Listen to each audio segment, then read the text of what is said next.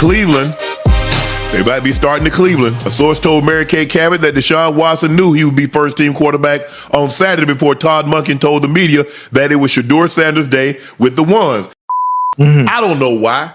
Brian said, he came to me on Wednesday. He said, Shannon, we're going to start Todd this week. There is a report out of Cleveland right now that is putting Todd Monken in a real bad spot. According to a source that talked to Mary Kay Cabot, Deshaun Watson already knew he was getting the first-team reps on Saturday, and he knew it right after the noon walkthrough. That is about 45 minutes before Todd Monken stood in front of the media and told everybody it was still Shedeur Sanders' day with the ones. 45 minutes. Shannon Sharpe heard this on Nightcap, and he did not let it slide for 1 second. He asked the obvious question straight to the camera. Why lie? Why tell the world one thing when the man you're coaching already knows the truth is something else? This is the story nobody wanted to talk about out loud, and today we are breaking down exactly what was said, what it means for Shedeur, and why this is bigger than one practice report. Let's lay out the timeline first, because the timeline is the whole story. Per the report relayed by Mary Kay Cabot, Deshaun Watson found out right after the Saturday walkthrough, around noon, that he was going to get first-team reps that day. That is a fact nobody is disputing. What happened next is where it gets messy. Roughly 45 minutes after Watson already knew, Todd Monken went and told the media that Saturday was still Shedeur's day with the ones. Shannon caught that discrepancy immediately and made everybody replay it twice. He said it plain. Is there anything wrong with what I said before about who the day starter would be? Then he answered his own question. Why lie though? Why say it's going to be Shedeur's day when you already told Deshaun he had the ones the whole day? Shannon's whole issue is not who should be starting. He said that part clearly more than once. His issue is honesty. He drew a hard line between what a coach says to a camera and what a coach says behind closed doors, and he said those two things are always going to be different. That's just football. But he drew the line at lying directly to the player who has to live with the decision. His words were simple. Don't lie to your player. He said if you're dealing with men, you deal with them straight up. Tell Shedeur straight, look, there's been a change of plans. We're going with Deshaun today. You'll get your day. That's it. That's all it takes. Instead, according to what Shannon read out loud on the show, the public story and the private truth were already two different things before Monken even opened his mouth to the press. And Shannon didn't stop at the coach. He pictured what this looks like from Shedeur's side. He said he's sure Shedeur told his dad, called him up and said, Pops, it's my day to run with the ones. Dion probably told him to go be Shedeur. Go do what you've prepared your whole life to do. Then the story changes underneath him without a heads up.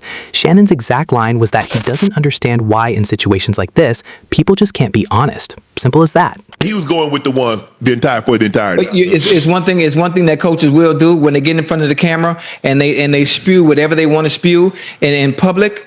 It's always going to be different behind closed doors. But don't lie to your player, Ocho. I thought you said you were dealing with men. Men, you deal with them straight up. Right. You say, look here, Shedeur, there's been a change of plans. I know you're supposed to get the reps with the ones on day 10, but we've, as an organization, as a staff, we think that we're going to let Deshaun take all the ones, take all the reps with the ones, and you'll have a day where you take all the reps with the ones. Just don't lie to the man, because the man got expectations. I'm sure he told his dad, hey, Pops, call time Pops, hey, Pops, it's my day to run with the ones. He probably told him, say, son, hey. Here's where the story takes a turn, because Shannon wasn't ready to just hang this whole thing on Todd Monken. He floated something that changes the entire angle. He said he thinks that decision probably came from above Monken's head. His read was that the coaching staff's original plan really was to give Shedeur the day 10 reps with the ones, but that call got overruled from upstairs because the front office is leaning toward Deshaun Watson being the starter and wants him getting more first-team reps heading into preseason.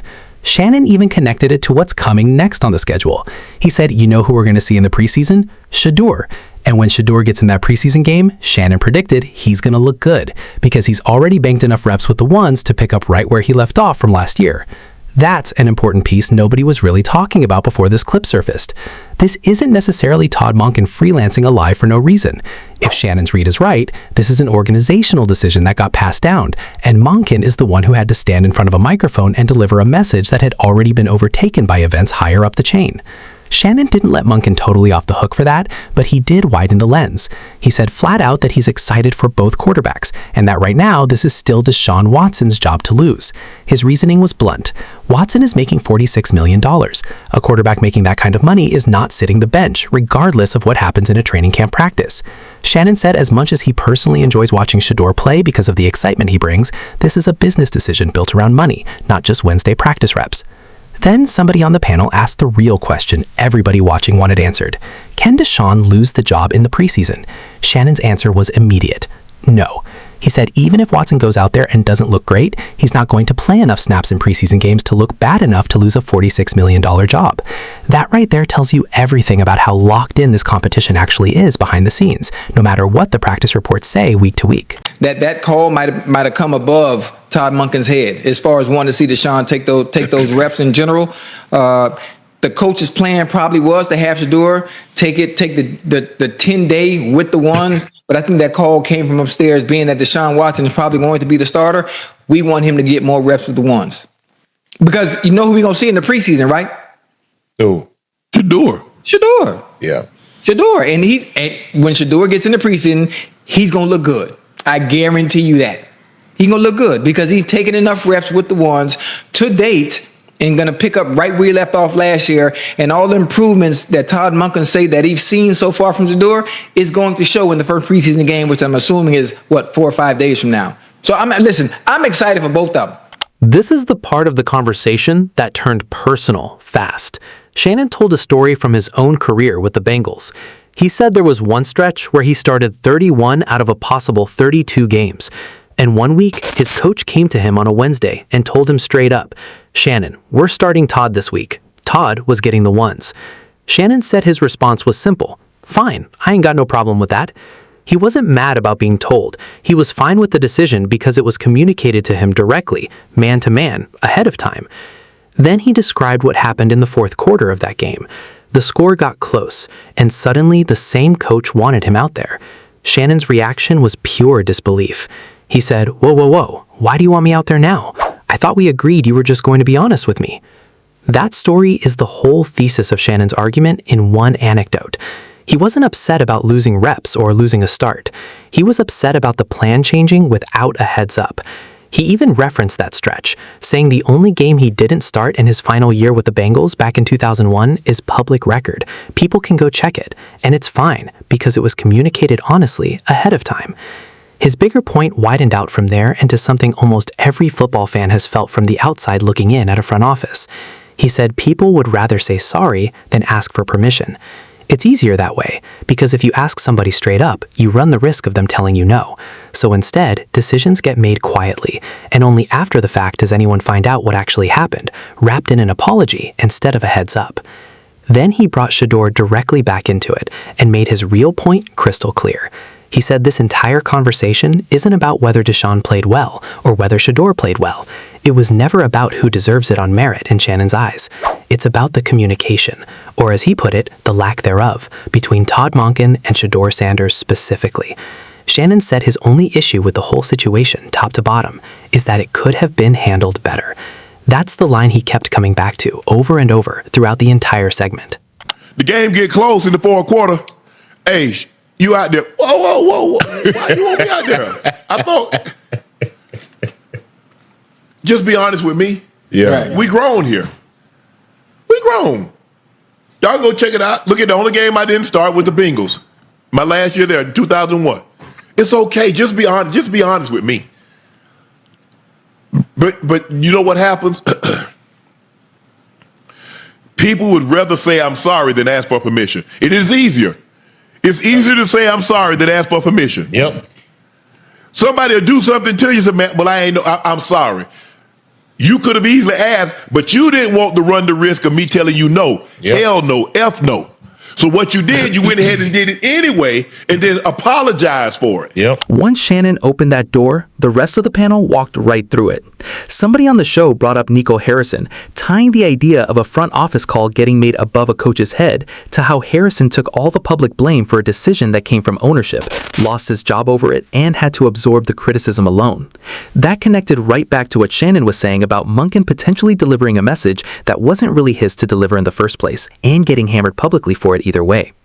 Then Shannon pivoted into a story about his own career that he said he still thinks about. He said he wishes his old team had told him directly they were planning to draft a receiver as his eventual replacement instead of trading him without a heads up. He said he would have had zero problem sliding into a mentor role, even taking a back seat, as long as somebody was straight with him about the plan. His teammate on the panel had an even rawer version of the same story from his rookie year, describing getting benched after playing well because the front office was quietly using him as trade value and not finding out the real reason until years later. Every single one of these stories, 3 different guys, 3 different situations, all circled back to the exact same complaint, not the decision itself, the lack of a heads up before the decision landed. That's what makes this Shedeur situation land so hard with this specific group of guys. It's not 4 analysts randomly picking a side in a quarterback competition. These are men who've personally sat in the exact seat Shedeur is sitting in right now, told one thing on a Wednesday, or in this case a Saturday morning, and then watching the story shift underneath them without warning. When Shannon says don't lie to the man, he's speaking from the inside of that exact experience, not from a script. He go be the number 2. Hell, let me even be the number 3. I wouldn't have had no problem with that. I would have been. Yeah, and I don't know why they didn't let you do that either, Ocho, because you had shown you could be that when T.O. came there. Yeah. I wish they would have, and I wonder what that would have looked like. Still being familiar with the system, being at home, still being comfortable, and obviously going from Carson Palmer to Andy Dalton, it wouldn't have been no different. Yeah, I would have been just fine. I would have had no problem taking the back seat to AJ Green coming in, as and him being the man and giving him the torch. Boss man, it's your go. I got maybe 2, maybe 3 years to go before I'm up out of here. I have no problem taking the back seat and let you take over. Yeah. I wish things would have went that way, but I don't think they felt or understood that I was willing to take a back seat to someone else new coming in. Strip away all the noise, and here's what we actually know. A source told Mary Kay Cabot that Deshaun Watson knew about his first-team reps roughly 45 minutes before Todd Monken told the media a different story to reporters. Shannon Sharpe's issue was never about talent or who's playing better right now. He said that part out loud more than once. His entire problem is that Shedeur Sanders, by his read, got the short end of a communication breakdown instead of a direct, honest conversation. Shannon floated that the real decision likely came from above Monken, tied to the front office wanting Deshaun Watson, their $46 million quarterback, to bank more first-team reps before preseason football starts. And Shannon still made his prediction clear, that when Shedeur finally gets his preseason snaps, all those reps he's already banked with the ones are going to show up on tape, and he's going to look good doing it. What ties this whole segment together is that every single voice on that panel has lived a version of this exact story as a player, told one thing, blindsided by another, and left wishing somebody had just been straight with them from the jump. That's the lens Shannon is watching this Browns quarterback competition through, and it's why this clip is spreading the way it is. So here's where we land. Todd Monken told the media one thing on a Saturday, and by the report Shannon read on air, Deshaun Watson already knew the real plan 45 minutes earlier.